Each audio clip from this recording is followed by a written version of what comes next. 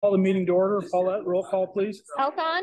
Here. Bellhouse. Here. Nystrom. Here. Stephen. Here. Richard. Here. Okay, consideration of the agenda. Julie, anything to add? Or yes, we have a recommendation to amend the agenda to consider the purchase of 45 TVs to be installed in New Ledges Elementary School.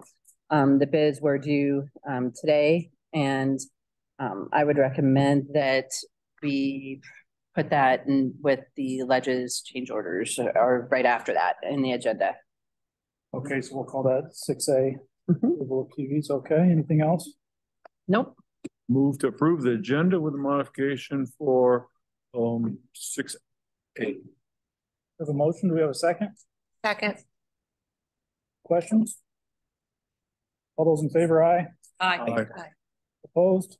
Motion carries. Recognition of visitors. Yes, we're pleased to announce that we have a guest that I'm going to let Mr. Winter share a little bit about, and someone that we would like to honor this evening. Yes, Nicole, come on up. So I'm excited to announce that Nicole Palmer has won the Doors Award for this month. So a little bit about Nicole, just tell you a little bit about kind of her journey. So she had been teaching in Perry, and 2 years ago, she applied for a second grade opening that we had, and did a great job in the interview, hired her, did a great job. We had added a section that year. And so the next year, due to kind of a decline in our numbers, we had to eliminate a section. So because Nicole, we had two that were hired at the same time, but Nicole had the least amount of experience, so she was the one whose position was cut. So that was bad news. And then, but good news, we found out that so she was a great fit for our second grade team. They loved her, fit in right away. And so at that time, we found out that our second grade special education teacher was taking a job to be closer to her family, and Nicole happened to have her special education endorsement. So that was a big win, I felt, for us. So I approached her with that. I would say that I don't think it was probably Nicole's. If she had the choice, she would have stayed in the classroom. But it was what we needed at the time, and it was the opening that we had. And so knowing that she felt good about the team that she was on and how things were going at Franklin, she agreed to take the position. So I think when people are in that situation, I've seen people before that go into it with a negative attitude, and well, I was forced to take this position and I didn't want it anyway, but she did not do that at all. She jumped in right away. She taught ESY summer school for us before she started this year in the special education position. So that in itself, I thought, was a big win. She's had nothing but a positive attitude about it, and just worked to do a really great job in that position. It's been a huge learning curve. Not only is it her first year in special education, but we moved to the new IEP system this year. So that's been a learning curve for everyone. And she didn't really have those people who had already been using it for a while to lean on. So she was learning it right along with them, and while also learning the role of a special education teacher. So anyway, she's been an amazing asset for our second grade team and our building in general. A couple things, like I said, she had to learn that new IEP system, which has been a lot for everybody. She's been great with parents and kids. She is super organized. So if you ever feel like you're really organized, spend a little bit of time with Nicole, and you will not feel as organized as you did before you spent time with her, because she's super organized, meets every deadline, super detail oriented, and which is great for IEPs and in IEP meetings. And recently, I found out, so there's a thing with our new IEP system that oftentimes when we're doing an evaluation, our special education teachers would draft and start an IEP so that when we get to the determination meeting, we have a draft put together, so parents don't have to come back in and we say here's some goals that we think would meet the needs and that kind of thing. Well, you can't do that, right, in our new system until after you've had the eligibility determination, and then you start it. So Nicole, what she did was, we were in this meeting a couple weeks ago, and I was like, how do we have this IEP? This looks a little bit like the font was a little bit different. I'm like, how do we have this? Well, what I found out was she created a Google Doc that looks exactly like the Achieve system, so that when that happened, she could present a draft to the parents that looked exactly like what they will receive when the IEP is completed, but it was a Google Doc. And she took the time to do that because she felt like it was important for the parents to have and be able to walk the parents through, this is what the IEP will look like. So anyway, just for things, I mean, that's just one example of her going above and beyond and really, you know, wanting to make sure that our parents understand the process that they're going through involving IEPs, and making sure that she provides really great support for our kids with IEPs and for our second grade team in general. So anyway, so I'm excited to have her receive the Doors Award. So congratulations. Thank you. Yeah, you're welcome.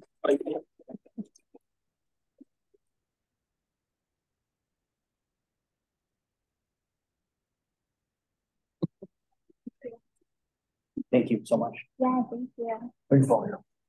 Thank you. Thank you. My teacher and it's wonderful. Oh, Did all that. thank you. And you're joining the Enjoyed it a lot. Oh, good. Thank you so much.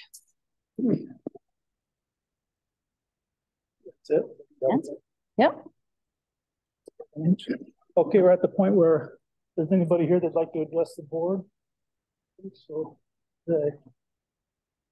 Jim's on a better offer. all right, on to routine business. Was there anything to pull out? I don't know. I didn't see it. I didn't see so, it. no. I checked. I'd move to approve the routine business as presented. We have a motion. Is there a second? Second. We have a motion and a second. Are there any questions? Hearing none, all those in favor, aye. Aye. Opposed? Motion carries.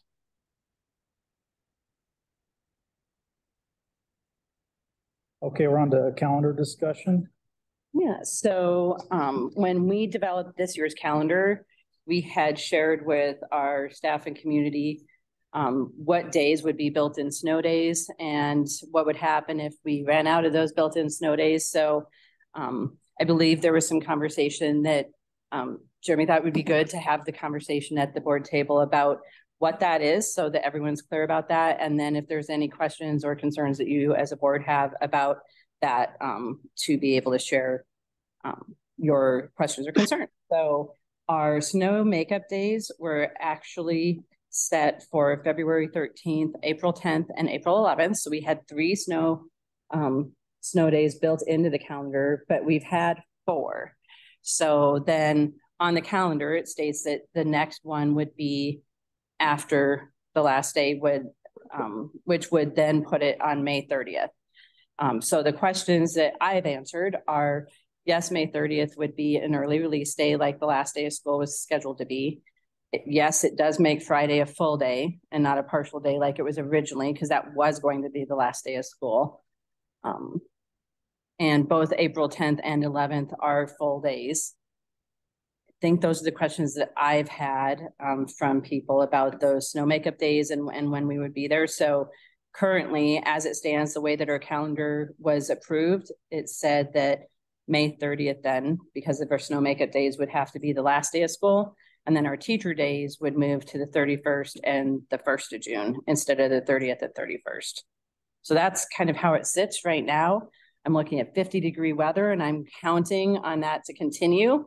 So we don't have any other, as Brian says, he's done with snow too. So I think this would be the appropriate time if there are conversations of the calendar and how that's being implemented. This would be the time to have that conversation.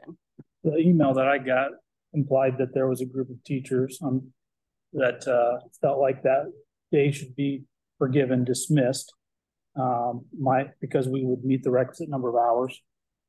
And my response was, historically, this is what the board's done. The implications on other departments like associates and transportation, food service. But maybe can I just clarify what the implications would be? So for those particular individuals, when we don't have a snow day, they don't necessarily get paid for that day because they get paid when they come back for the makeup day. So that's what Jeremy's referring to. You know, one of the main points that I took away from it was that it'd be a big win, a morale booster for teachers and students, not that to come back after a long weekend for the last day of school, which, you know, was implied generally isn't as productive as some of the other days in school, but there's always going to be a last day of school. And I understand the sentiment, but I told them that it was a worthy discussion. We've talked about snow days at the board table before, and I told them that I'd get it put on the agenda so that the whole board could weigh in on how they feel that should be handled.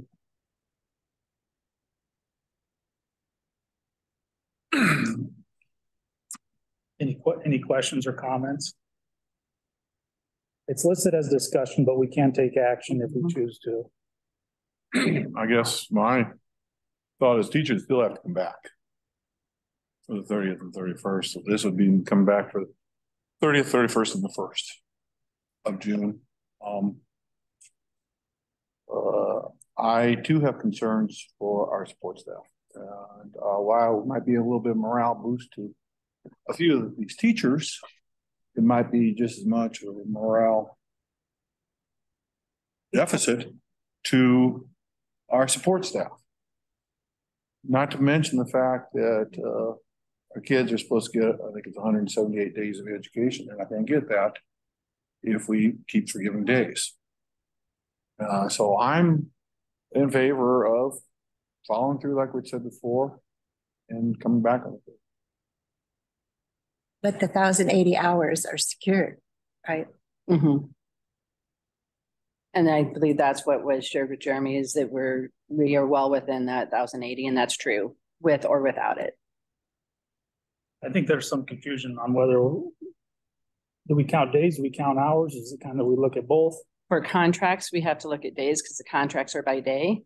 And for students, we look at hours because that's what our board adopted for the calendar were hours. So contracts are different than the school days. State requirement is hours for Hours. so. State requirement is that the board decides whether you go by days or by hours. Okay. And the board has decided, to my knowledge, for quite some time, that it be under hours versus days, because it gives you more flexibility in how you handle those hours versus going simply by the day.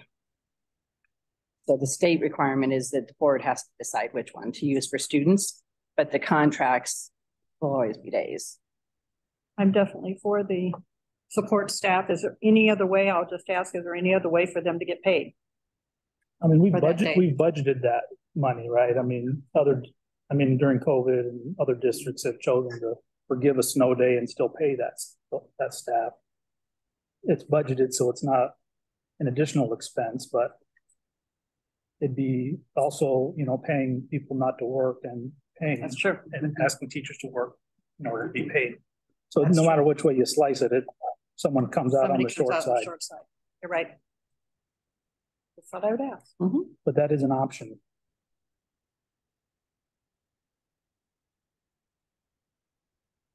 Would it be possible for support staff to have some kind of training and be paid for it on the days that the teachers come in? Whether it be, you know, the 30th and 31st or the 31st and 1st.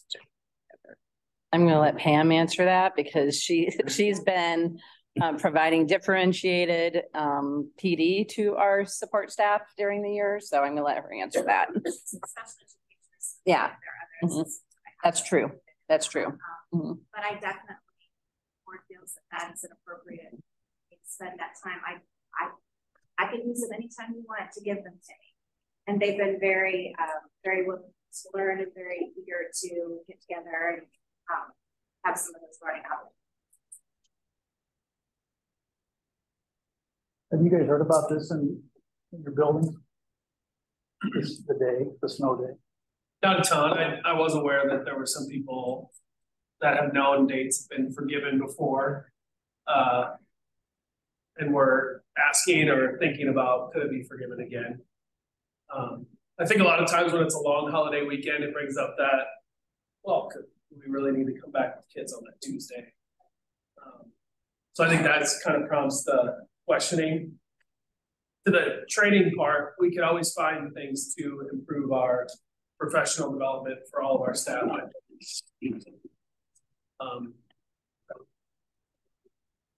Question, not question. comment that I throw out with that, which sometimes occurs in our regular trainings with them, even when they know a year ahead of time. I think sometimes we err on the side of we want to support everybody, that everybody wants that extra day and that extra half day of pay, like coming back through the weekend, and all that might be a day where there's it's not choosing to come back for a half day when there's no classes on that day. So not only will we lose half of our students anyway, I guarantee you right now, I will have a request from at least half of my associates is that last day of mandatory training, and do they have to come that day, especially for the ones that have kids and then don't have daycare for those days too. So whether it's mandatory or not, whether it's if you want to still be paid, we're going to offer this training, you can come, or whether we're telling everybody, no, in lieu of that, we want to make sure everybody's there. This is a worthwhile training that we don't want to put together, that only half of our staff gets it and the other half don't know. But I guarantee we'll have at least half of the associate. Maybe that's a bad number, but I think a lot. I think the exact number is 51% would be the opposite of yes. Yeah. Well, we want to support everybody. We just have the associates that would come back. They also, so bringing them back will cause rift among those ones that don't want to come back also. So then that's the part I think with what do you provide. And so for me, whenever I have a difficult decision to make and I'm struggling because there are all these different competing factors, I always think what's best for kids. Okay, and I was just going to That's say, where we haven't talked about kids. That's so. And let's talk about what's best for kids, because I think you can find arguments for every possible combination. You can find arguments to have the day, not to have the day, from the adult perspective, because there are multiple factors involved. There are those that have contractual obligations, those that don't have contractual obligations. The one common denominator that we all have are students and what's best for them. So what's best for them. And having taught that, whatever, how many hours you would be there, no matter if you had it. That's right. A lot of kids probably will be absent that day. As far as a lot of hard instructional activities that are going to be going on, I have to say that the kids are not tuned in real well, especially after 3 days. And it's a good day to have a good closing. It's a good day to do, important things. But I do think absenteeism goes up, and you get some hostility from parents. Why? But I was just thinking, you haven't talked about kids. So the quality of that day for kids is to end the school year on a high note, having fun. I think Julie hit the nail on the head. That is, we're here to do what's best for the kids first, adults second. And even if that Monday or that Tuesday morning is not quite as productive, maybe that Friday afternoon before is going to become more productive. Yeah, and so, and we also have to offer it for our kids. Yeah, not all the kids are going to take, but it's being offered for those kids. And there's some kids that really need that extra time. And so it's just another reason why I still lean toward holding that half day, recognizing that, yeah, you're right, that attendance will probably be less than 80%. Yeah, we're going to have some disgruntled parents and staff, no matter which way we go. But when we look at what's best for the kids, overall, I lean toward having kids there. I agree. I think you've got some students that will need, even if you're not a lot going on that day, some students need it. And again, because of all the other, this group would be sad, or this group would be upset, or this group would be upset, I think we should just leave it like we have planned. Well, if they're there all day on Friday and it becomes a regular day instead of an early out day, which it is now, for kids' time, it's kind of a toss-up. I guess I'm torn on this one, and just for the aspect, I don't want to set a precedent of every time it falls on the Labor Day or a Memorial holiday, we don't want to come back because of snow days. But I'm also torn on that same aspect because probably all academic side of stuff is going to be accomplished Wednesday, Thursday, Friday that week before. And that Tuesday coming back is more of a closing day and maybe not the education standpoint of it. It's more of, I get to see my friends one more time before I go for summer. So I don't know how much actual classwork would be done on that Tuesday coming back, especially on a Tuesday as a half day. I guess that's my part, because we're kind of handcuffed on when we can start. Mhm. So we're handcuffed to when we can start. every single year could be a situation of, and if that's the case, then we need to probably evaluate the whole calendar. So it makes, there's just a lot of variables. I don't know how I feel either way about this one, I guess. I think the big thing is for the kids. But again, I go back to that aspect of the education side of the kids is going to be done Friday when that bell rings, and not going to be much classwork. Academically, I think sometimes we forget that summer's not always something everyone looks forward to. So it's not always something that students look forward to. So providing an opportunity to have wrap up, I think, is equally as valuable, but that's my own personal opinion. Possibly one more meal for some kids. It could be. Yeah, for sure. You want a motion or the discussion enough? Well, right now, as it stands, we're coming back on the 30th. So we only need action if you would like to change it. But I do feel strongly that we need to give that opportunity to you as a board, because this is part of your role, is to make these decisions. So that's why it was brought before you, to decide if we wanted to continue as it was designed, or if you wish to alter that. So my question still, I guess I'm not sure yet. So that Friday will be a regular school day. It's a regular school day.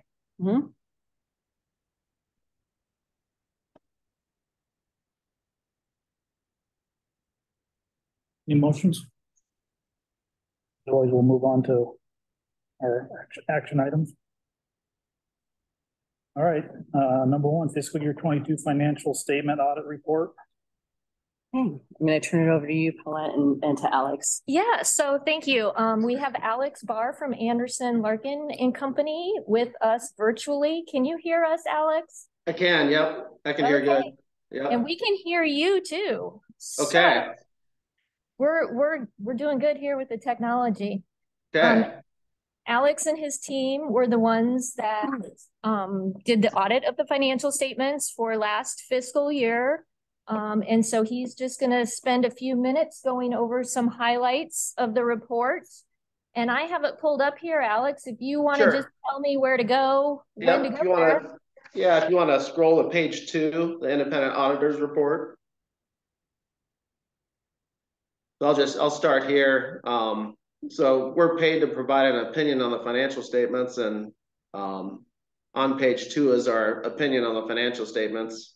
It's the second paragraph, so I'll just read it for you so you hear it. In our opinion, the financial statements referred to above present fairly in all material respects the respective financial position of the governmental activities, business type activities, each major fund, and the aggregate remaining fund information of Boone Community School District as of June 30th, 2022, and the respective changes in financial position, and where applicable, its cash flows thereof for the year then ended, in accordance with accounting principles generally accepted in the United States of America. That's what's called an unmodified opinion, or a clean opinion on the financial statements. It's the best opinion we can give to a school district. So that's a positive. Now we could go to page 19.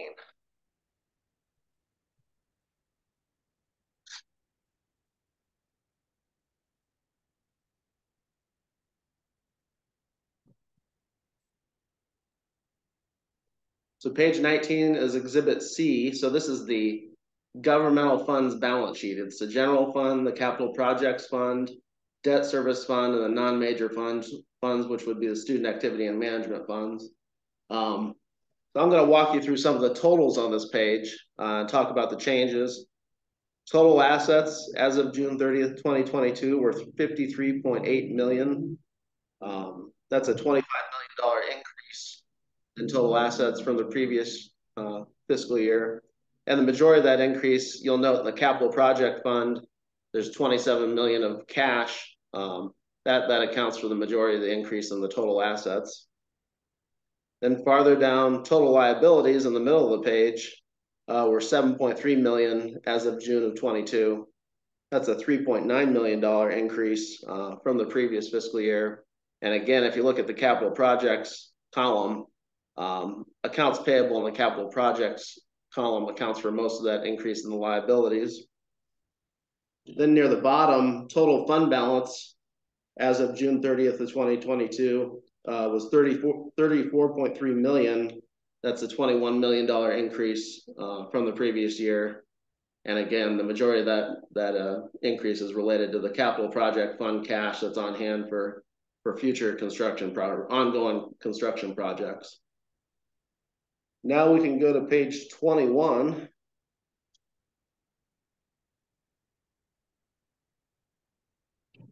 Page 21 is Exhibit E. It's the statement of revenues, expenditures, and changes in fund balance. So again, I'll walk through some of the totals for you. Total revenues for fiscal year 22 were $36 million. That's a $2.4 million increase from the previous fiscal year.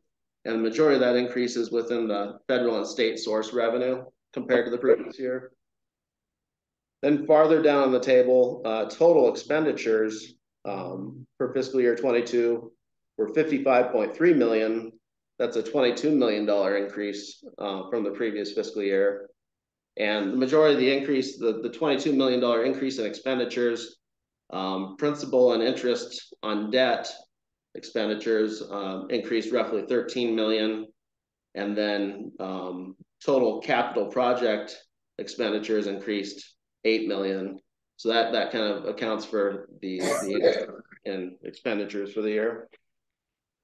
Then farther down, other financing sources uses increased $40 million from the previous fiscal year, and that's related to the proceeds on the bonds for the new debt during fiscal year 22. So quite the shift in on the income statement compared to the previous fiscal year.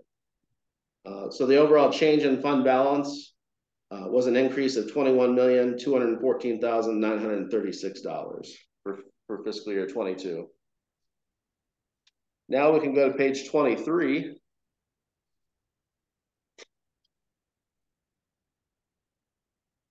So page 23 is a statement of net position for the proprietary funds. I'm going to focus on a column that's called non-major enterprise, which is the nutrition and daycare funds. Total assets as of June of 22 for the enterprise funds were $1.4 million. That's a $500,000 increase from the previous year. Then farther down, total liabilities were $70,000 as of June of 22. That's a $254,000 decrease from the previous year. And the majority of that decrease in liabilities is related to decrease in the net pension liability and the total OPEB liability. So overall, for the enterprise funds, total net position as of June of 22 was $1,037,599. That's a $456,000 increase from the previous year. Now we can go to page 24. Next page. Yep. So page 24 is again the non-major enterprise funds. This is the income statement portion. And so total operating revenues for the enterprise funds was $269,000 for fiscal year 22. That's a $60,000 increase. Farther down, total operating expenses for the enterprise funds for fiscal year 22 was $1.2 million. That's an $86,000 increase. Farther down, non-operating revenues, total non-operating revenues for the enterprise funds was $1.4 million. That's a $331,000 increase, and that's due to the federal revenue increasing from the previous year. So the overall ending fund balance or net position for the enterprise funds was $1,037,599.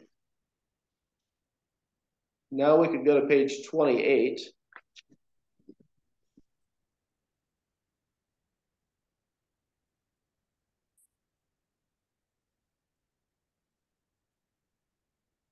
So pages 28 through 47 are the notes to the financial statements. Typically, we don't review those in detail at the meetings, but I'd encourage all the readers to read the notes because they provide additional information about the audit and explanations about the financial statements. So pages 28 through 47, I'd encourage you all to read those notes because they're an important part of the report. We can go to page 48 and 49.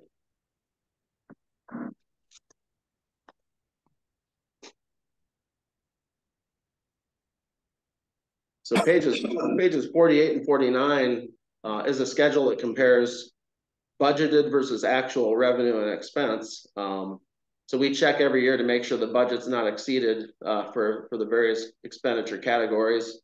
And in this case, there is no over expenditure, but I wanted to point out the schedule to you.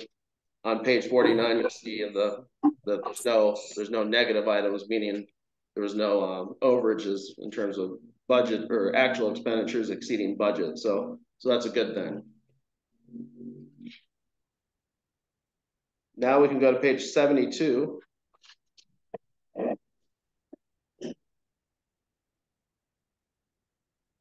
So pages 72 through 76 is the schedule of findings and question costs. And so any report comments or audit comments that we have in terms of findings would be included on these 4 pages. I'll just walk you through a few of the items.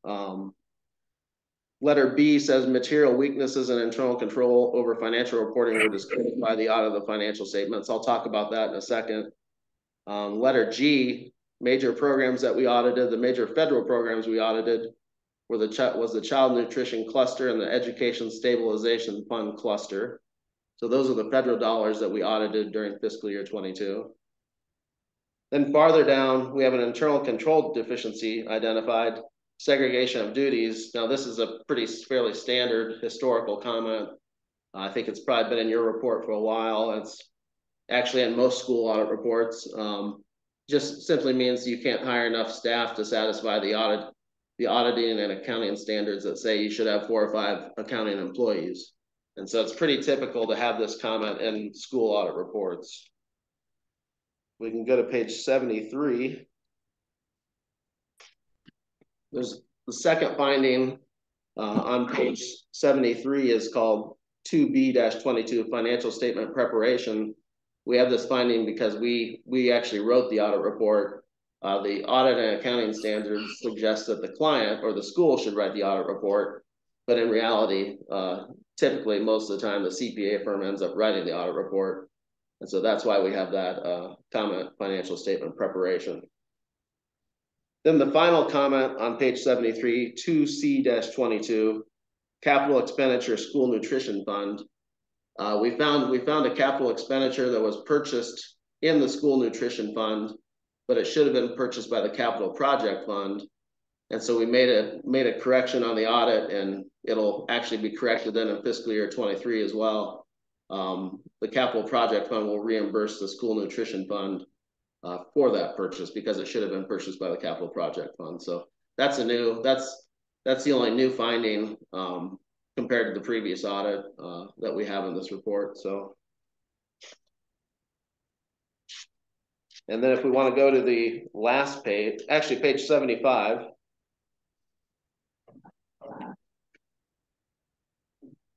At the bottom of page 75, we have a finding called deficit balance. There was one individual account within the special revenue student activity fund that had a deficit balance. So we added a finding regarding that, and that's included on page 75.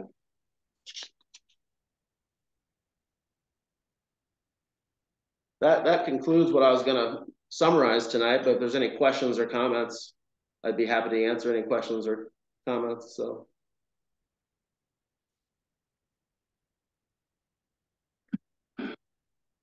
Questions or comments?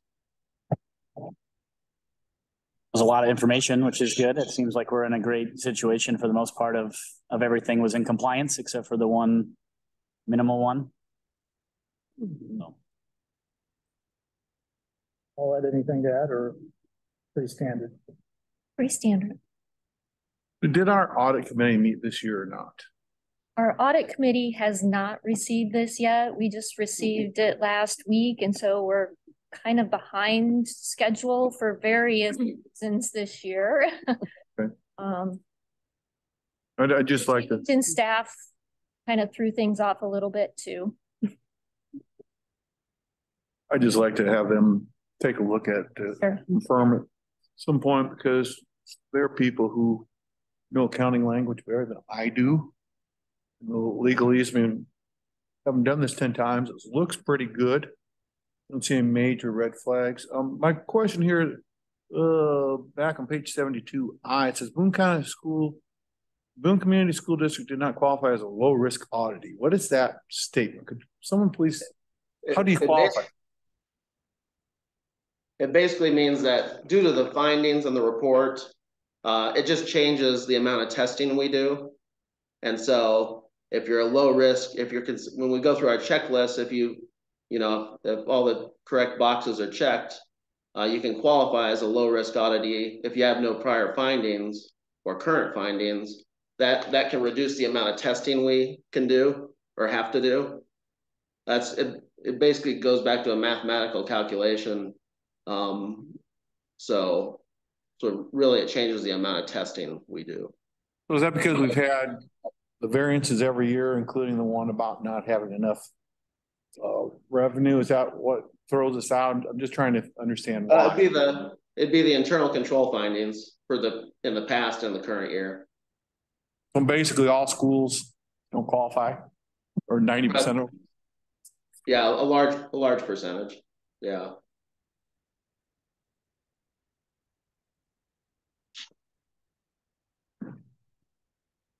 Are you looking for approval of this tonight?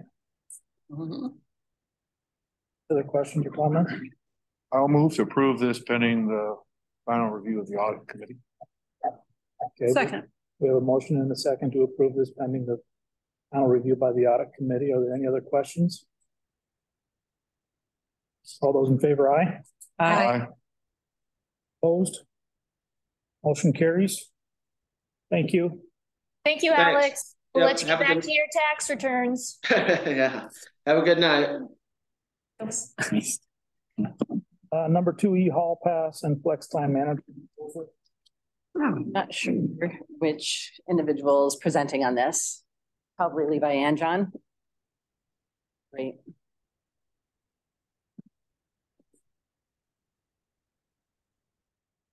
Go first. I can start. Yeah. So within some of our conference meetings, the eHall Pass software has been brought up from multitude of reasons, primarily from an administrative standpoint, the security aspect. So currently we have processes in place. If there's emergency in one part of the hallway, you get on the intercom and we make an announcement that no students go in this part of the building whether it's a medical emergency or a student is struggling and needs to be isolated. And so we, as a group of principals in the conference, have talked about different issues with that, and eHall Passes is a solution for that. It allows us to close down areas of the building at certain times of the day, depending on what's going on. From a student standpoint, it allows us to manage the amount of time students are leaving classes and who's leaving at the same time as their buddies. And so it allows us to block common passes. It also allows us to close bathrooms if we need to change something, if something broke, if water's leaking, it allows us to close certain areas of the building for passes. And one of our new principals who's at Carroll, or one of the new conference principals who's at Carroll, was at Council Bluffs and raves about it. It's been something that we've looked into, Drake and I, a few times, and then Scott incidentally was looking at an eHall Pass software, and we thought it was a great time to implement it. The additional piece in this quote is the Flexi Time, their Flexi Schedule Manager. Since we were looking at making the transition to an eHall Pass, this company does a Flexi Schedule, which we currently use for our win time already, which costs us $4,800 between the high school and middle school. So it is a little more expensive. We're hoping that the usability between the eHall Pass system and this works really well. I actually got this contact information and shared it with Levi because Jill Isley saw them at the iTech conference and was really pleased with them. But we've heard great things throughout the conference schools about this company and this software. They will allow us to mess with the eHall pass for the rest of the school year if we sign up for next year. Yep, so these would be the annual costs. So this would be for the 23-24 school year, but we can start using the eHall pass for the last couple months this year. We wouldn't change the flex time scheduler until the next school year. Yeah, so I met with both Scott and John, kind of got their list of requirements, checked with both companies, got demos and quotes, made sure they checked all the boxes as far as data compliance, ADA accessibility, security, and this was the better option of the two, I think, both from a security and ADA compliance, as well as like an integration standpoint. The Flex Time Manager works really closely with the eHall Pass Manager, because if you think about like win time, that's when kids are leaving the regular class to go somewhere else. So there's a tight integration there between the two. eHall Pass does not play well with Flexi's schedule, or? No, they're not the same thing. And FlexiSchedule doesn't work well with Infinite Campus currently either. Or another thing that Levi found out in his demo was that the Flex Time Manager will preload our absences that Nikki and Amy in our case put in the morning. They'll automatically code them as absent, so it communicates that way. It doesn't communicate back, right. But it'll at least give us that information when teachers are going through and doing the attendance, because that's one of the biggest hurdles for us. Is it's meant to be flexible, kids self-select, but then it's hard to know where everyone is, and we try to make sure we know where all our kids are at all times. So are there any questions about this, or kind of why we're looking into it? Where it came from, I guess. And it sounds like a good idea. It's got a little bit of Big Brother watch. It's also a safety tool for our kids to keep our students all safe. My only question is, we approve this, something similar for this for the school bus route, for the school bus systems. And I guess my question is, how is that system working right now? Is it working 80%, 90%, or is it worth doing something like that? Or we discover that while this sounds good, just like the school bus system sounded good, in reality, is the reality the same thing? Say with the school bus system, that one was a very new company, and they didn't actually have all the features ready yet when we signed up. So I'd say we're at like 70% with that one as far as getting what we paid for. This one is from a large established company, securely purchased eHall Pass and Flex Time Manager. And Securely is a very large company that makes lots of different ed tech products. So I feel pretty confident that we're going to get what we pay for here. I think the bigger question will be how well we actually use it, right? Because this one is going to be totally up to like teachers to implement in every classroom, right? So I don't feel like we should do multi-year contract or anything. We should try this for a year and see how it goes, because it's going to depend on everyone doing this very consistently. Or if you've got half a dozen kids out in the hallway who weren't tracked, kind of what's the point, right? I'm confident in the usability of it. It will work really well with our Chromebooks. I agree with Levi that our main concern will be our follow through as adults and kids, that we're using it the way we imagine us being able to use it, which is always the concern. But best intentions, I think this is a really needed and beneficial software for us to use. But the usability and the functionality at the high school anyway is yet to be determined.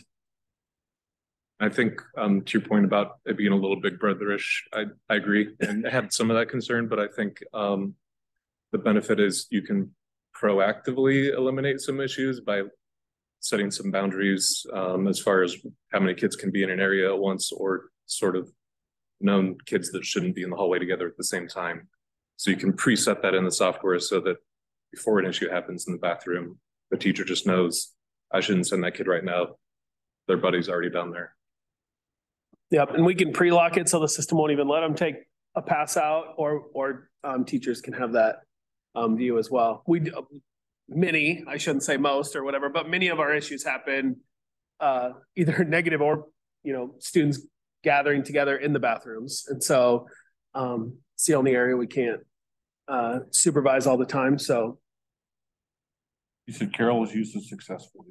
Yep. And I don't want to, but I think Carlisle is currently using it. And there were at least 2 other schools in the conference that were in the same stages as we are, like a month ago, signing up for next year, getting it for the rest of the month. So they were presenting to their boards a month or 2 ago as well. I hope it's not a craze, because I think it makes a lot of sense, but it's something that everyone's seeing a need for. And the last thing I want is for a parent to call and look for their kid, and I don't know where they are, or they went to the bathroom 5 minutes ago and haven't come back. And we're looking on cameras, and, so the better, processes and systems we can have in place, the better we all feel when we're running the building. I was surprised in my middle school network meetings that I was one of the principals that had no idea what they were talking about. I was the only one that hasn't had this for several years now. And so I was like, how could we not know about this? Everybody's using it. So I was looking for the negative, like, tell me the downsides, like if you had to look at it or do it again. And I couldn't get anybody to even be able to come up with the negative downside to go with.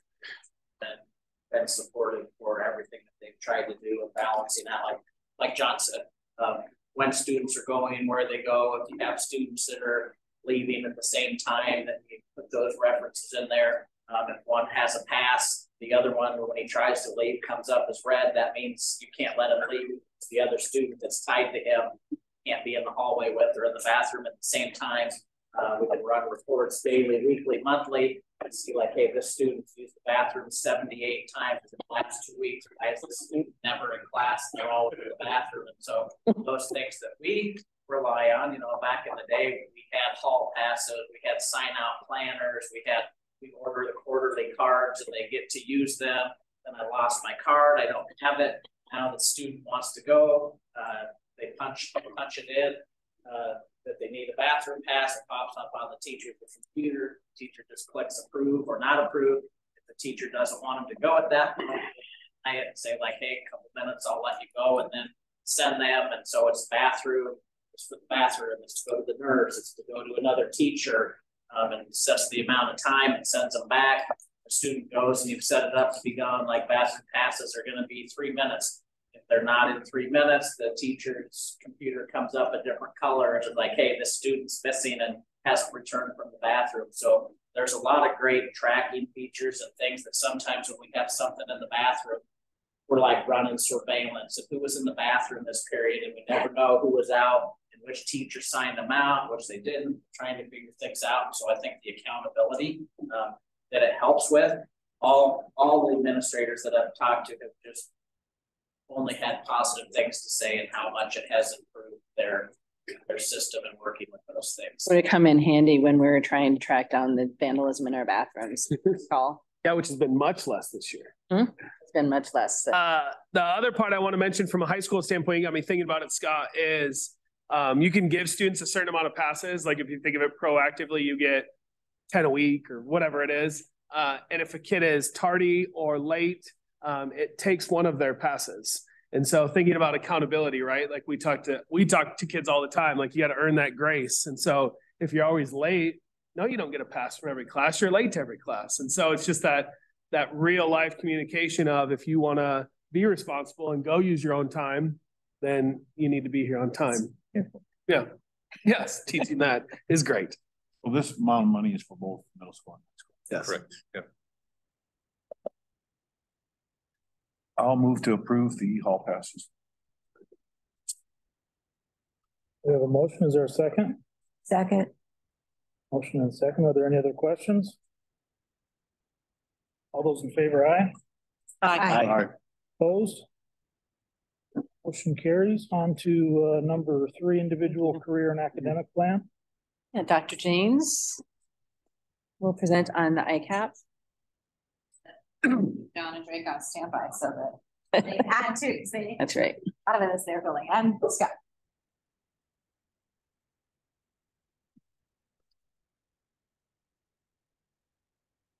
It's a long document, so I won't make Paulette go through it all, but I'll just kind of go through. The highlights annually, we're required to revise our career and academic planning. I might not have said that right. Iowa Career and Academic Plan, I think is what it's called, but I might have said that wrong. I got it right. Individual Career and Academic Plan. So our plan as a district to help students develop that. And there are certain parameters that have to be a part of the plan, but really the work that we've done with trying to really expand work-based learning and meet our portrait of a graduate works really well at flowing into just how we continue to get better at doing this for every student. So this document, they tell us, should be a living document. You revise it annually, you update your board and your stakeholders annually. And it's been fun to do the fun. I actually said it's been fun to update this document this year because of a lot of the things that our teams across the district have taken on. So I'll just give you the high level updates of what we feel are accomplishments that we try to document here as things that we want to provide and do for all kids as they develop their individual plans. The requirement for the plan is to have it be for students in grades 8 through 12. Ours is starting to include some components that we really are saying we're going to guarantee all these things for students K-12. And we hope to see that expanding as we go. So this plan does encompass some new things that we're proud of. There's an individual portfolio component that we've added for our students beginning in 8th grade. So this winter, our 8th graders can created from a template portfolio where they'll reflect on each element of our portrait of a graduate and start adding artifacts or pieces that they feel show they're good communicators or that they're self-aware, and we foresee that they would update and change that as they grow. And 8th graders' self-awareness might be different than a 12th graders, but have that be this living document that they can reflect upon where they are. And we've started to kind of help them put some key components in there. So in 8th grade with the Hero Project, it's a great connection to our community members, and our students put an artifact from that project into their portfolio and then kind of thought through which element of the portrait of a graduate maybe they felt like they worked on. A lot of them picked communication skills for that one as they were writing and interviewing and using those skills. And then we also have rolled out that portfolio to all of our students up through 11th grade. And so moving forward in future years, we won't have to roll it out to them. It'll be using that portfolio and beginning to put pieces into it, which we're really excited about. And so they'll reflect on their career interests in that and their career exploration components and their post-secondary decisions, as well as their portrait of a graduate. We felt it was important to mesh those two together in our district.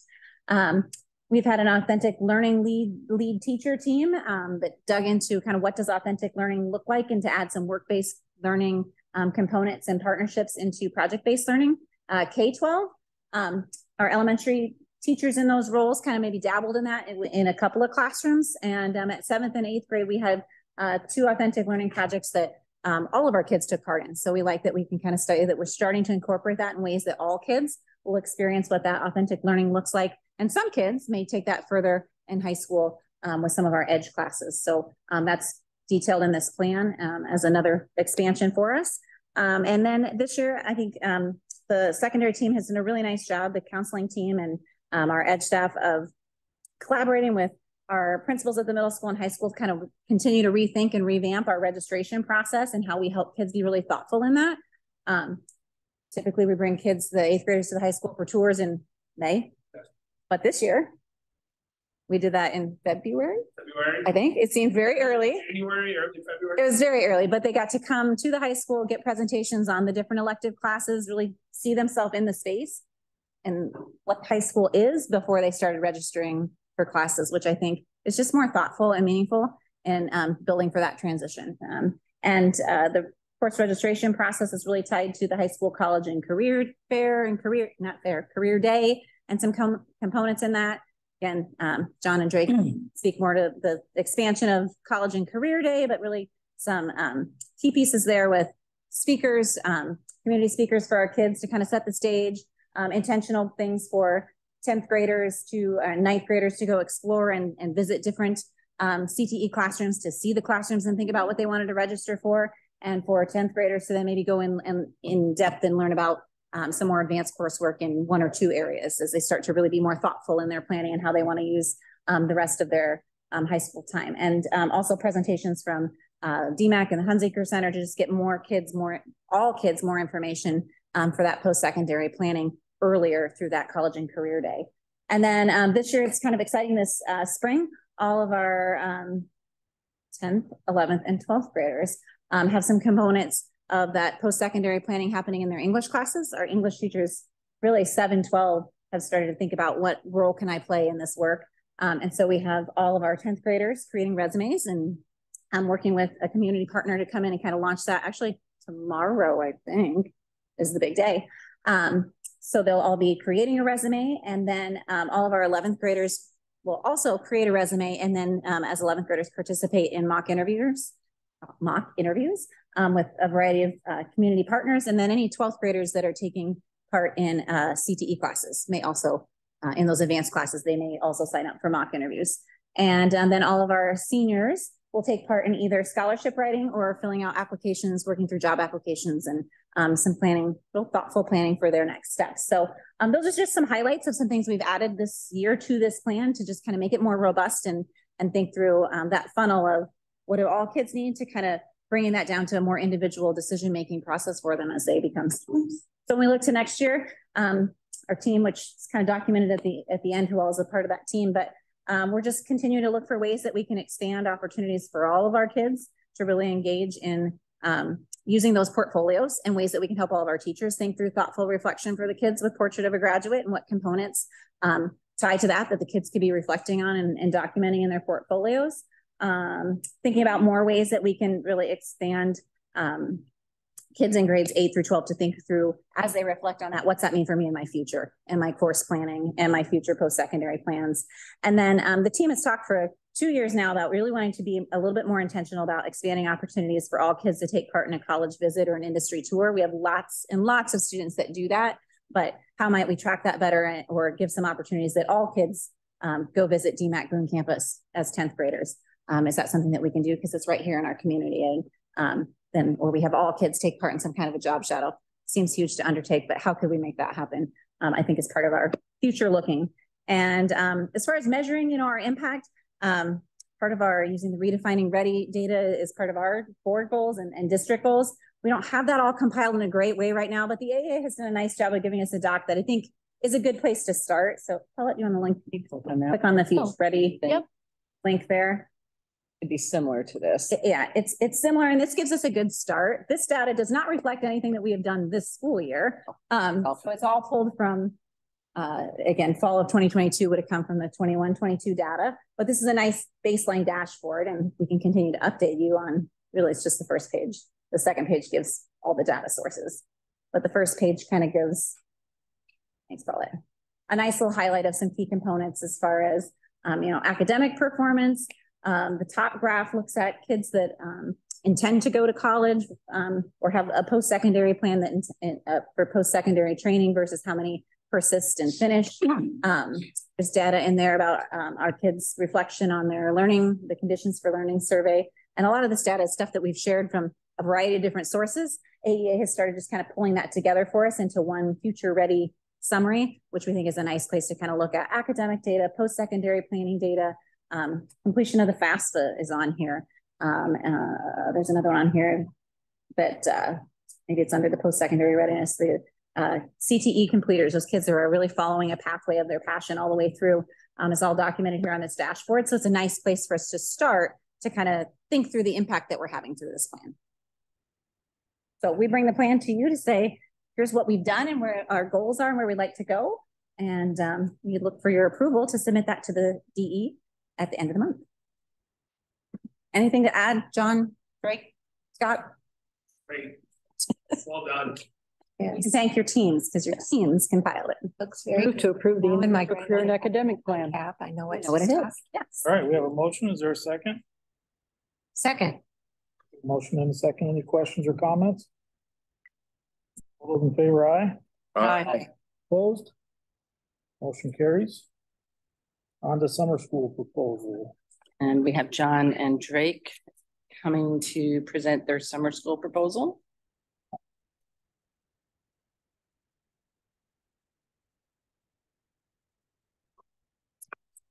Drake. Sorry. Oh, you're good. Let me open that document. Thank you. So summer school will operate the same as the past couple years with summer school program, 8.5 program. And then we have futures down at the bottom for helping seniors finish the last few credits and get them graduated. Past, I think, couple years, we've also added Christina in there for advancement through AP courses and Apex and things like that. So that's also in there as well. The major shift this year is we want to streamline our process, kind of similar how we have other things set up. So we have FCCLA stipend tied to FCS teacher. We have TSA stipend tied to our industrial tech teacher. So we like to tie these summer school positions as stipends moving forward. With the adding our academic success coordinator, who's mostly our at-risk academic person. We like to tie the summer school coordinator to that position. And then we like to tie our 8.5 to our at-risk coordinator, which is currently Mr. Smith. Right now, previously, past few years, these positions are paid by employees hourly per hourly rate. So the cost always goes up or fluctuates depending on who does it. Going through stipends makes that cost stable from year to year. There's no fluctuation in cost, which I think is also a good thing as well. So I put those on there for 10% of base for our summer school coordinator, a 3% of base for our Excel coordinator, 7% of base for 8.5. And then there's 2 hourly positions. The reason there's 2 hourly positions is Ms. Zinnel has done summer school for as long as I've been here. She's not our academic success coordinator moving forward, but we want her input as we transition next year with our academic success coordinator. So it's kind of a transition year. She's going to help out for one more summer, kind of help with Edmonton and what that process looks like. And then that hourly position will most likely go away next summer.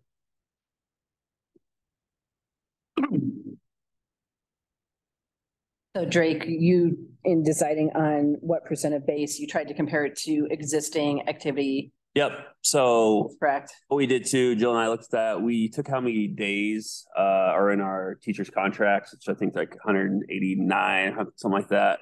And then we divided how many hours they work in the summer, and that kicked out a percentage of what it'd be. And we rounded up a little bit too. In the past, our recovery program is through Edmentum, which is an online program.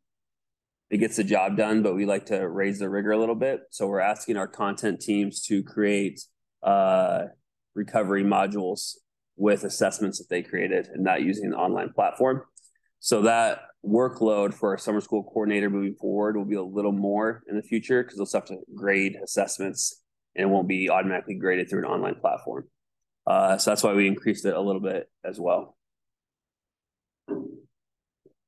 But yeah, the percentages were based off our days and the hours they work.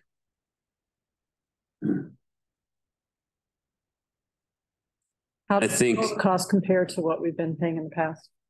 The 2022 proposal was at $14,500, but I don't think it costed $14,500. It's probably around that number, to be honest. And then with the transitioning out of the hourly position next year, this will be even lower. Are we doing any summer school programs for elementary kids? We used to do that. One of our, I think, difficulties, and we haven't really discussed this a whole lot, but I think one of the difficulties is staffing it. Honestly, that's something to be able to offer something. We need to make sure that we would have the staff that would be available and willing to do that. And I think that we recognize that they need a break. And I think that that's partially also our data would indicate that what we've done previously has not been as effective as we would like to see. So we have elected to do things during the school year that are more proactive versus reactive in nature to try and address the things that we were addressing through summer school previously. So between the two pieces, we're trying to still address those needs, but in a different way where we can staff it and where we're actually making a difference in the scores, because that's something that I think it really is the maintenance. Yeah. Really have an impact on not just preventing a little summer slide or hard to measure, but to really move kids forward. The number of hours, the amount of time the research says really makes a difference to spend in summer schools. A very high number. So the commitment from the family, the commitment from teachers to that we haven't necessarily been able to pull off in the past. And then I think the impact isn't necessarily there. So we haven't necessarily had focused materials, focused interventions, and the amount of time that's needed, the sustained amount of time throughout the summer in a program that teachers might want to do 4 weeks or 5 weeks, but then have the summer off. And credit recovery works a little bit differently, or independent learners in an advanced learning situation where they can be more independent and go across the summer and maybe just check in a couple times. It's different than 2 hours a day or whatever it might be for 7 weeks or 8 weeks of a summer. I think there's, and I think it's also a good point about families being making their students available to us for that kind of consistency, because that's been something that's been difficult for us even in ESY. So having that consistency to have the kind of impact has been difficult. So we have elected to address those needs during the school year through other capacities. So thus far, if you have other ideas, we're open to them though. We used to have something like science camp or something like that. That's been several years ago. Yeah. It was really popular. It was fun reading. What was its purpose? It was fun and engaging and enrichment. And some were there because it grew so much that it was so popular that it was, is it half day enrichment in daycare? Which is great. Is it focus on literacy skills and really making an impact on their literacy skills? What impact is that program meant to have and address, and what funding can we have to provide that and meet those goals? And it just kind of got watered down. We went to a focused literacy based program with recommendations from data and teachers for here's the kids that we're really going to focus in on. Again, getting consistent attendance from students to really make that impact was hard. Families, kids need a break in summer too. And our data didn't really indicate that made that the impact. And then COVID happened too. And since then we haven't brought it back as those challenges, ready to address. Do we ever have any title funds for summer anymore? I mean, we have maxed out our title funds. Yeah. Thank you. Yes. It's not outside the realm of possibility. I think it just needs to be rethought as to which students and for what purpose and how we structure that.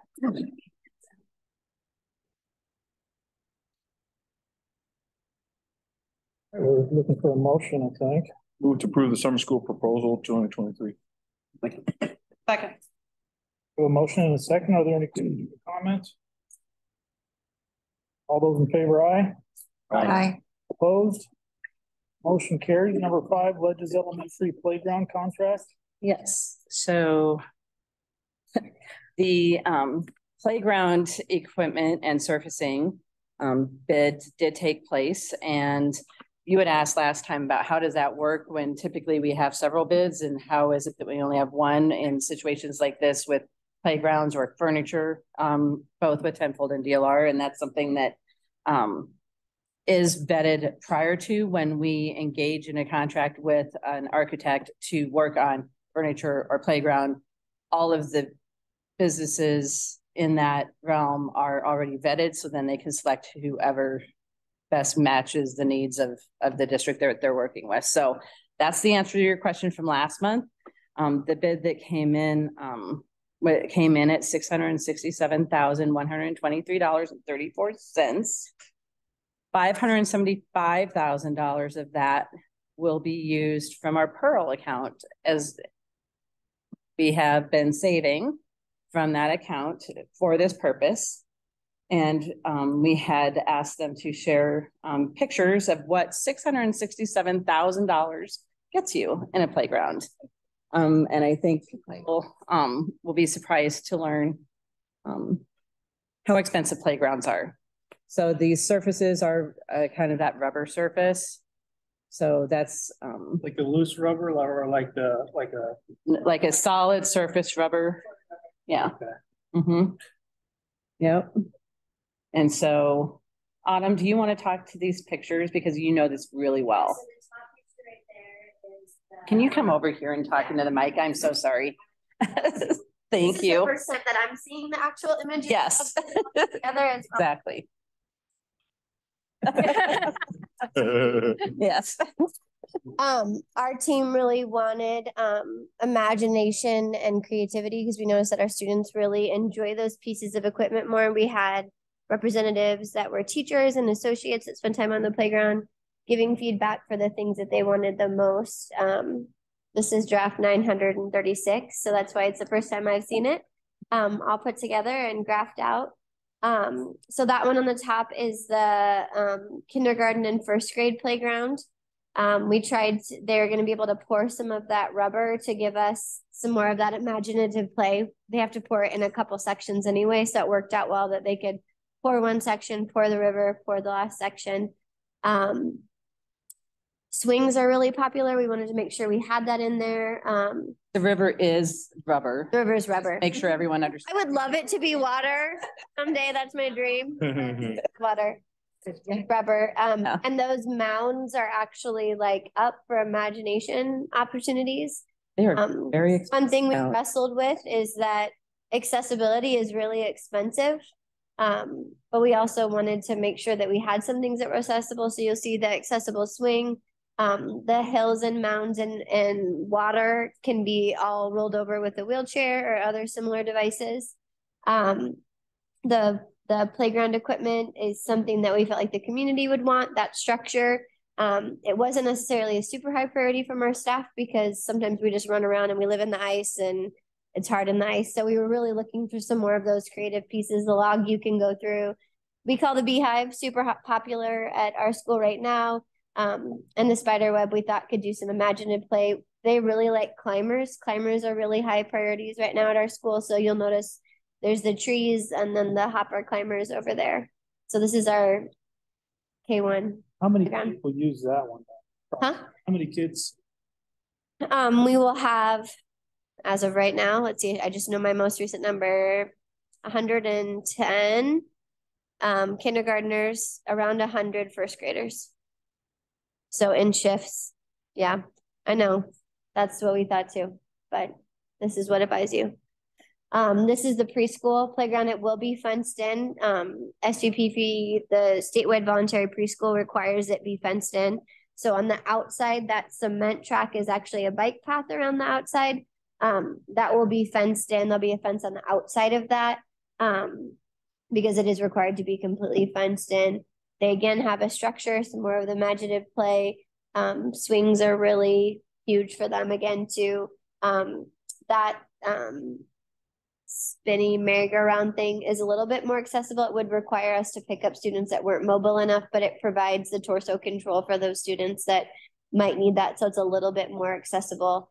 And then we also, which I don't see on here, but they did have as part of our price, some signs for imaginative play. Maybe it's swimming. That when we met with them, so yeah, if you look at this, that outside track will have a fence on the outside of it, and then it had some signs like gas station, ice cream shop. So they have some more imaginative play options around the outside of that.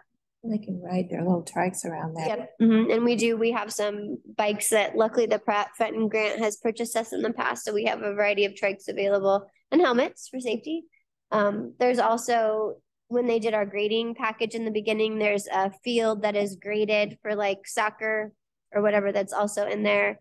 And then there's also a basketball court option. Now, this is on the east side of the building or on the north side of the building. Both these are on the north side because the way they got this drawn looks like there is a parking lot right next to it. I don't. That path that's up on top of it is the required path for fire and emergency vehicles. It has to be a certain amount so they can put those little like stabilizing thingies out. Right. Yeah, I'm looking at the from view. Okay.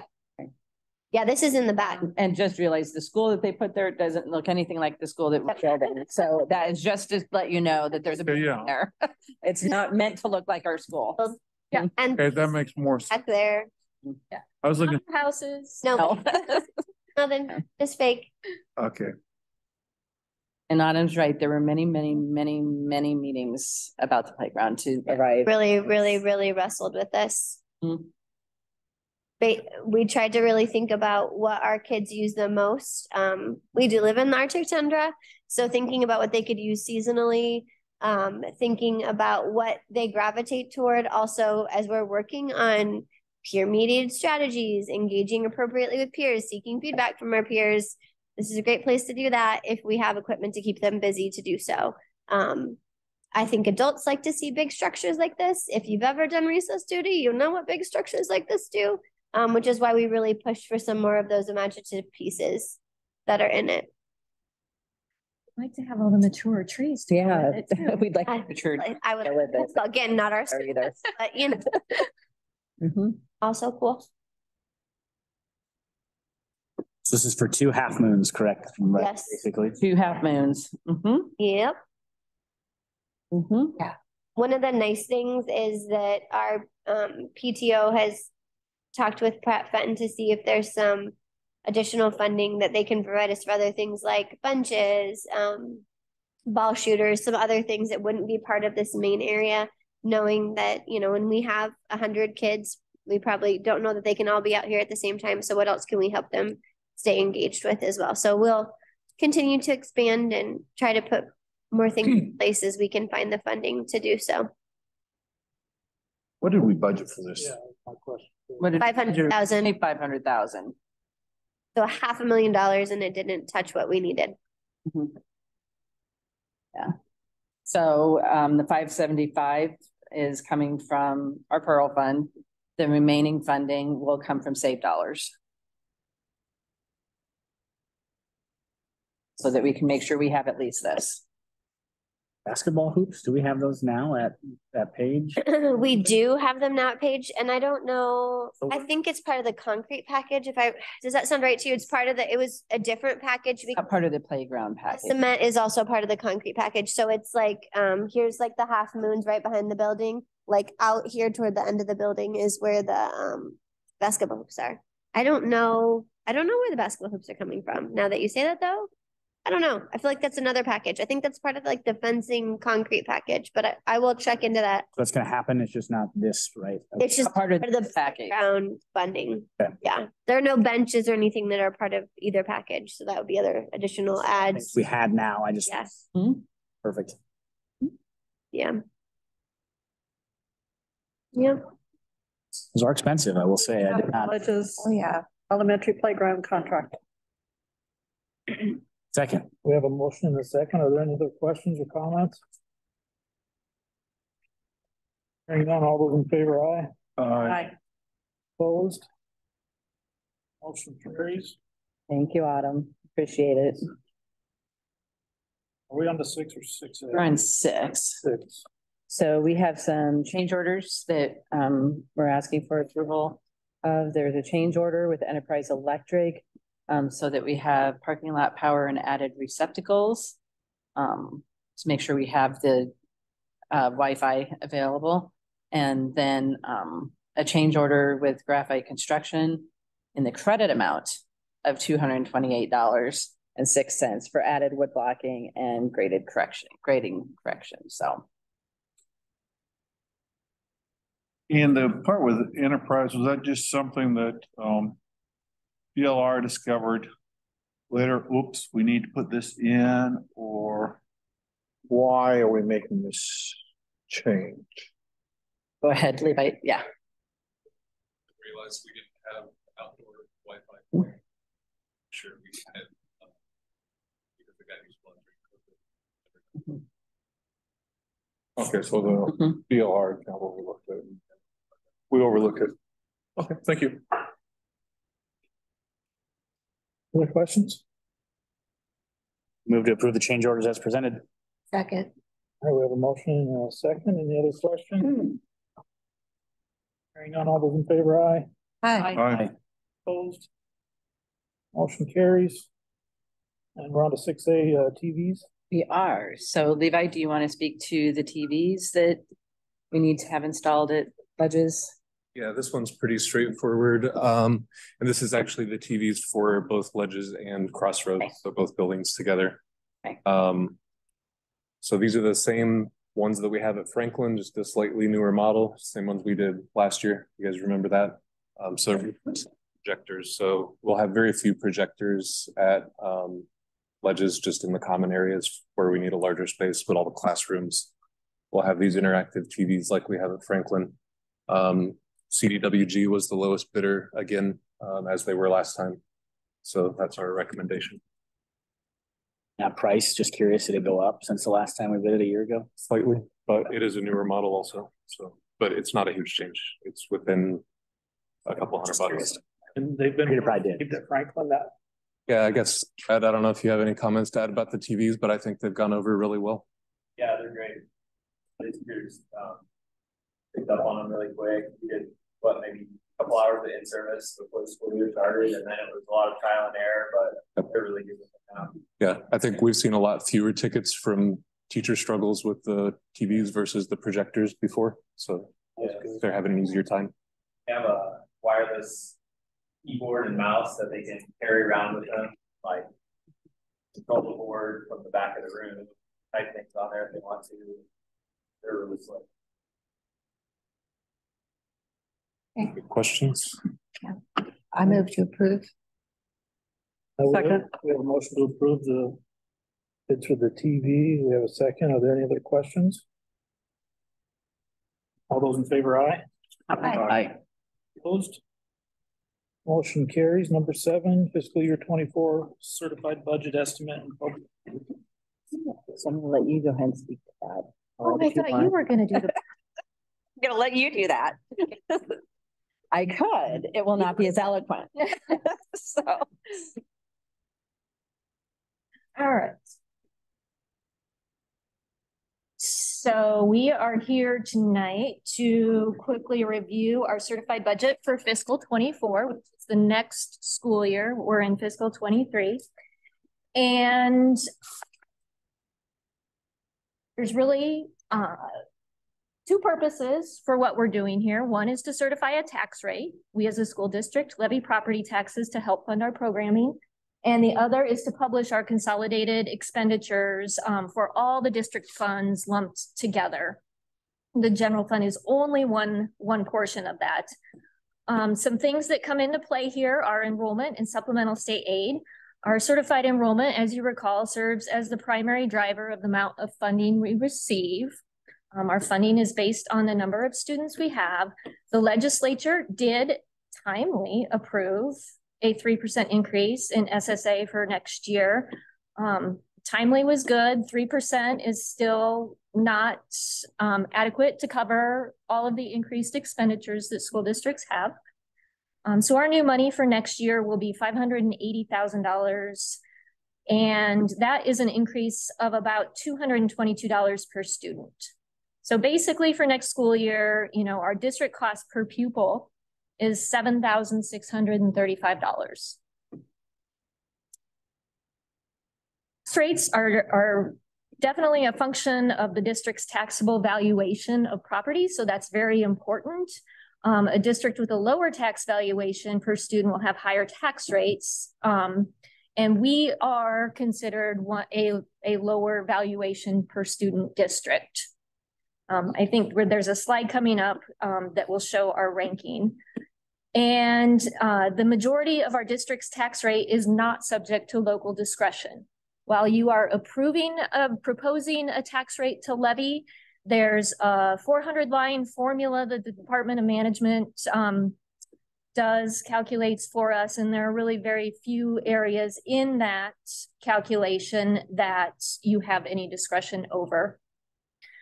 Oops.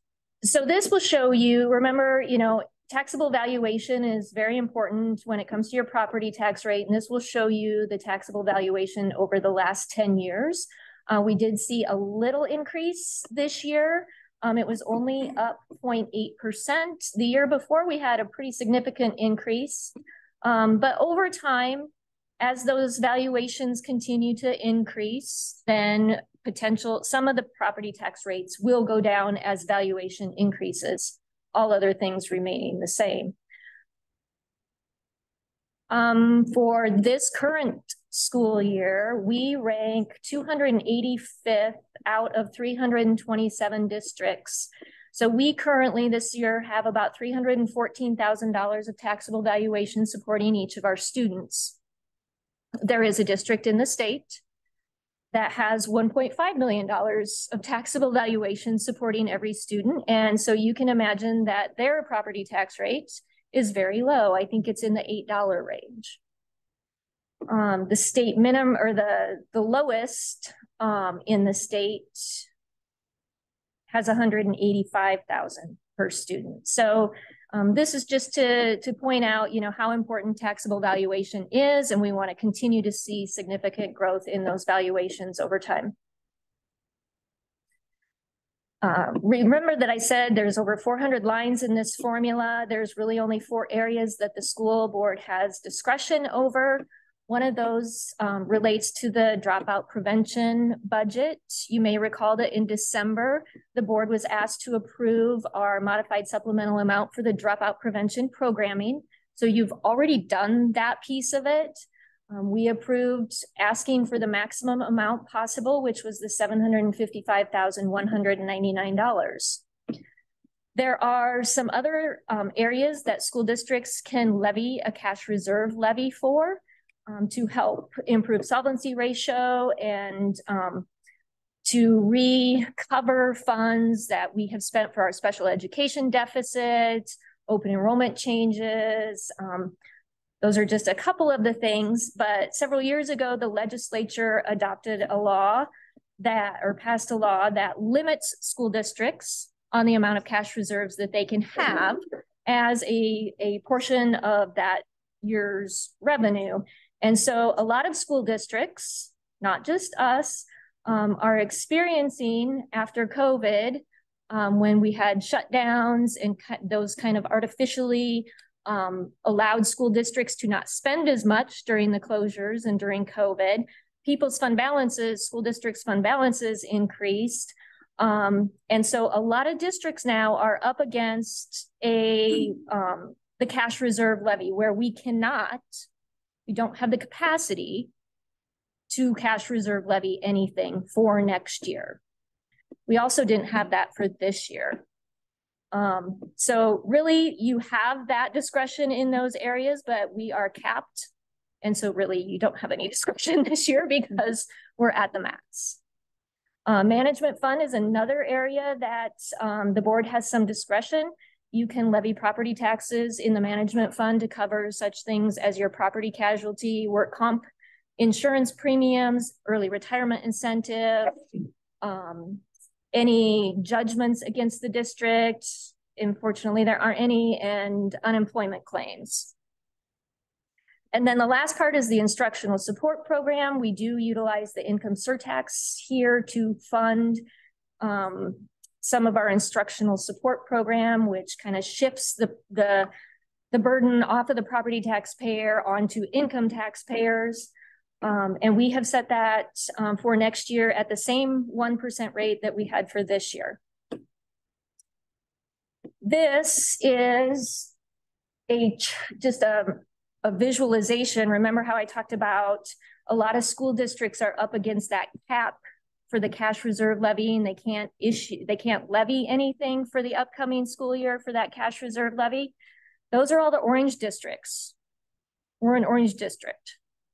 So there are a lot of districts in the state of Iowa that have met that maximum cash reserve and can no longer levy that property tax for the upcoming school year.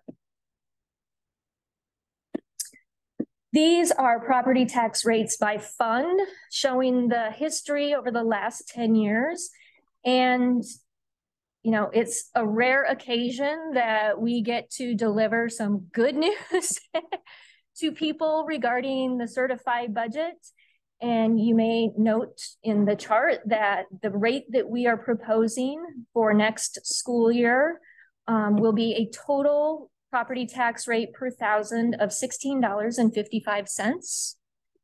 This is down $2.10 from the rate that we have in place this year, which is $18.65.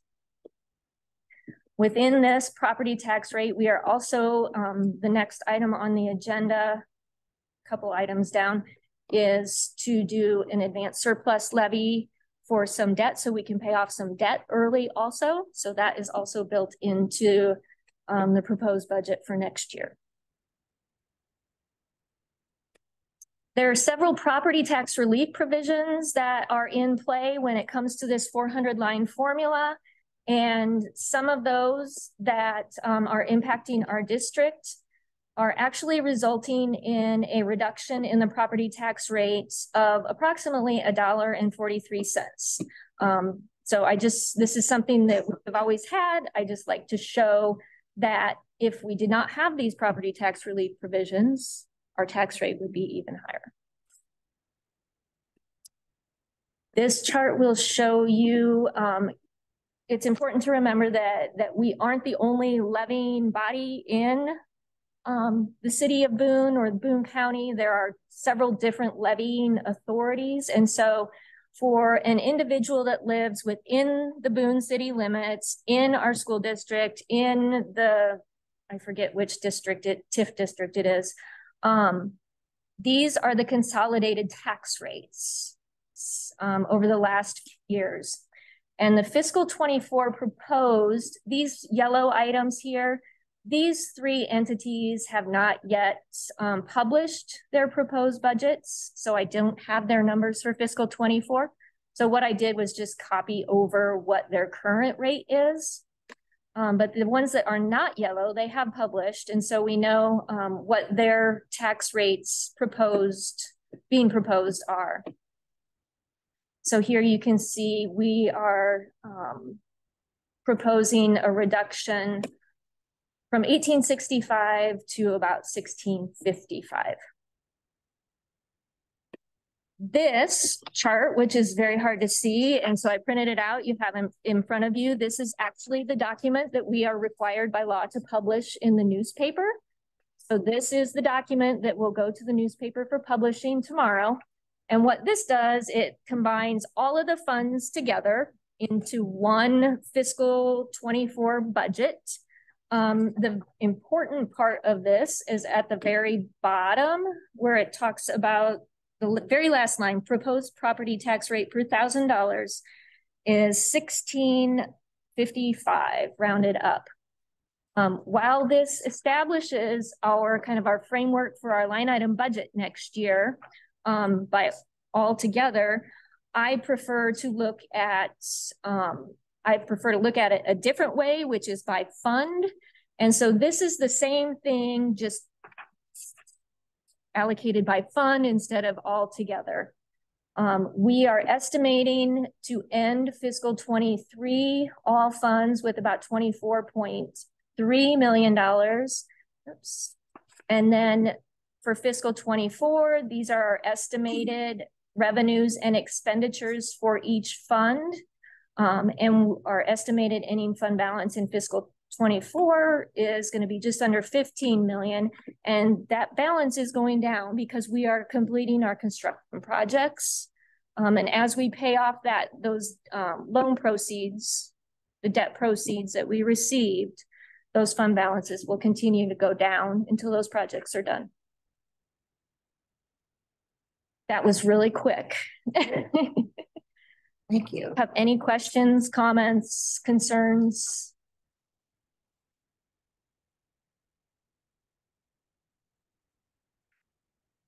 Lots of oops. A lot of numbers on here that we don't have that much control over. However, I would like to note that we go back 10 years here and our tax rate is actually back to what it was 10 years ago, and we've built a whole lot of new buildings. We finished up the middle school, then within the high school, addition of Franklin, and now we'll have had the Ledges and Crossroads. So we've done a lot with that, and yet we're back to the same tax rate, which is good.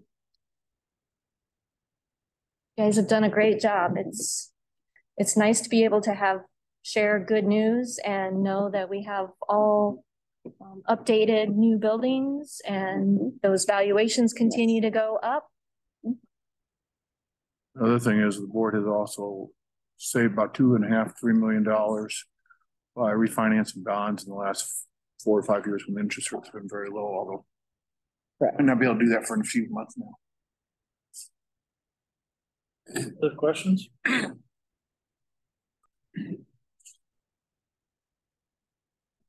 Otherwise, we entertain a motion. Move to approve the FY 24 certified budget estimate and public hearing notice. All right, we have a motion. Is there a second? Second. By Dr. Melhouse. Any other questions or comments? Just to make sure that everyone understands that we'll have a public hearing for Monday, April 10th at 6:30 for the purposes of the certified budget estimate. So. Questions, comments? All those in favor, aye? Aye. Aye. Opposed? Motion carries. Number 8, fiscal year 23 budget amendment and public hearing notice. Well, let's back up. Let me catch up to you here. Okay, so you may recall that Alex mentioned during the audit review that we are required by law to stay within our budget. And I am just recommending that we amend our current year budget in one area. And if it's going to open, there we go. And that area is just in the total other expenditures. And this is out of an abundance of caution. I'm concerned that we're going to get really close with our construction payments and how much we budgeted to spend in this year, and that we may actually pay more in this year than we anticipated. So we're just going to increase that amount just to cover our bases and be safe in case we pay more than we anticipated for our construction payments. There is no increase in cost. This is simply a timing issue when we're going to pay it in this fiscal year or next fiscal year. Move to accept the budget amendment and the public hearing notice for April 10th, 2023 at 6:30 p.m. All right, thanks. We have a motion. Is that a second? Yeah. Any questions or comments? All those in favor, aye? Aye. Opposed?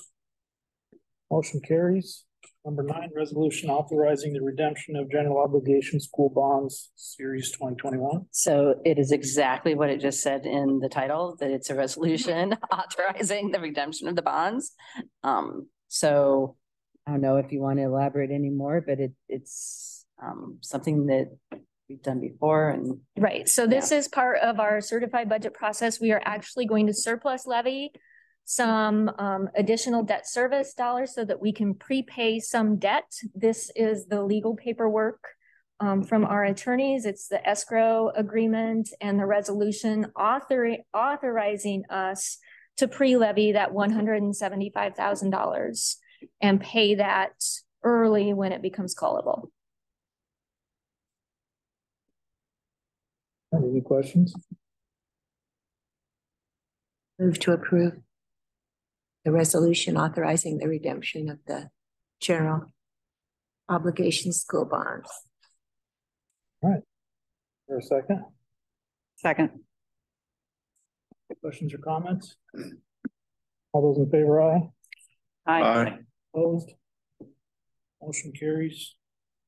All right, number 10, board policy, first reading. How do you want to handle these, Julie? so, I mean, I'm fine if you approve all of them at once. It's about a matter of your comfort level. So one of the things that I do want to mention though, is in the stock prescription medication supply, that is actually a policy that we received straight from Iowa Association of Superintendents. And one of the comments that they had made as a suggestion was that the district will contact emergency medical services 911 immediately after stock, epinephrine, the EpiPen, or albuterol treatment, or the Narcan were administered. And in looking at that, we are thinking that we may want to change will to may, because not all of those situations would maybe rise to a student needs albuterol treatment. They're used to getting them. There's no anticipated need for 911 services. We would like to have the flexibility for our nurses to utilize their professional judgment. So in this first draft, that would be one of the recommendations I would make to these drafts that we put before you, is that in the reporting section of that particular document that we change the word will to may. I was the one that brought this up, obviously because of my background, and my concern here is that if you're having to use your stock EpiPen or the Narcan, you better call 911 because those are just short-term fixes. You may need more than just that. So yes, indeed, 911 is appropriate. However, when you're the albuterol, using our stock, just because a kid having a mild asthma attack and she's had them in the past, you need 2 puffs or 4 puffs of albuterol inhaler, she's fine. I don't know if that automatically justifies EMS run and tying up our EMS personnel for something routine. So my proposal would be to say the district will contact the EMS services immediately after stock epinephrine or opioid antagonist is administered to student or individual. The district may consider contacting EMS personnel after the usage of the bronchodilator canister. Break it out in that I would like to see that it still state will for the stock epi and opioid, and will consider for the bronchodilator. You're dealing with two different situations. Can you send me that verbiage? What? Can you send me that verbiage, or was that part of the policy? No, I'll send it to you. Yeah. He'll need to send it So to these you. are first readings only, Yes. so there's no action really required on that. But if you could send me that verbiage, then we'll stick it in for second reading. I'll get to you. So. I think that's probably very wise to have it delineated a little more specifically.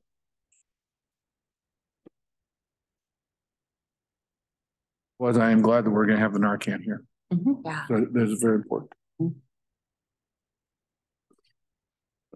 Anything else to pull out to discuss? Not from my perspective, but if there's something from your perspective that we need to alter so that when we bring this back, we have them accurately representing your wishes on that, that would be great. We've previously discussed the expenditures for public purpose. So what we are doing here is adopting the IASB policy language that they recommend. And regulation is actually something new. So that would be coming back for the second reading. And the debt management policy is not a policy that we have had, but is recommended. And for number E, old 704 sale of bonds, that is being replaced by the debt management policy. So we will take action next month to actually rescind that policy and replace it with the new debt management.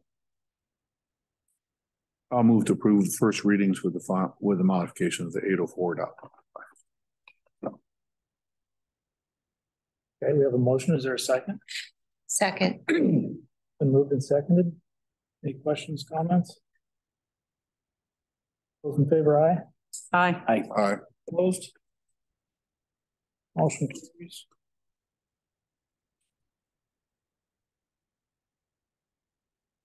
Just my report, it will be short and sweet. Okay, so the building projects updates. Our gym floor got redone over winter break. And so Brett, thumbs up, thumbs down. yes. Red is red. So Brian and I, we spent quite a bit of time on the color. So it's redone. We still have to go through the finalization of the punch list, but as soon as we're able to do that, then we will hold an open house finally for our gym. But I want our punch list completed because we still have the mats that are supposed to be still installed. Crossroads and Ledges, both projects are still reporting that they still see our substantial completion as on time. Both projects are saying that, so that's fantastic. It's exciting to see them coming together. And so hopefully we will continue on the path of on time as we draw nearer to the completion. It'll be helpful for a road project that we don't have the rain anymore or the snow, so that we dry up a little bit and they can do some more work on that. But that's what they've been waiting for after they got the culvert in place. So all projects are moving forward. And we hope to, Brent and I will come up with a date for the announcement after we've gone through the punch list. When are for the maps Jim. supposed to be in? When are the mats supposed to be in? Not sure. Not sure. During the school year or during the summer? It's supposed to be during the school year. Which the school year. It's supposed Here we talk. It's supposed to be this school year. Just wondering if we could kind of get to the 1 year mark on our 3-month project. I am not going to promise we won't. How's that? Okay. So, but that's why I'm reporting that right now, the other projects are stating that they are still going to be substantially completed on time. I would love to see that happen. So that's where we are with our projects. There have been lots of them.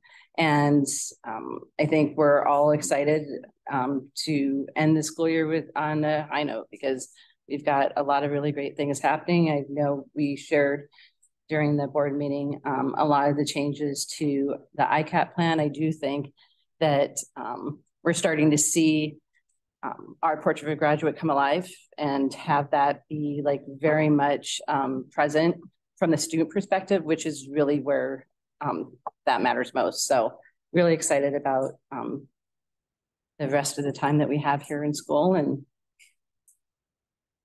I think that's about where we are. I don't have anything else. Anything from the board? Good to the order? Move to adjourn. Motions are second. Second. Favor aye. Aye. Aye. Adjourned. Yeah, we gotta move. Don, can you make sure the room's open for us today? Yes, Thank you. absolutely.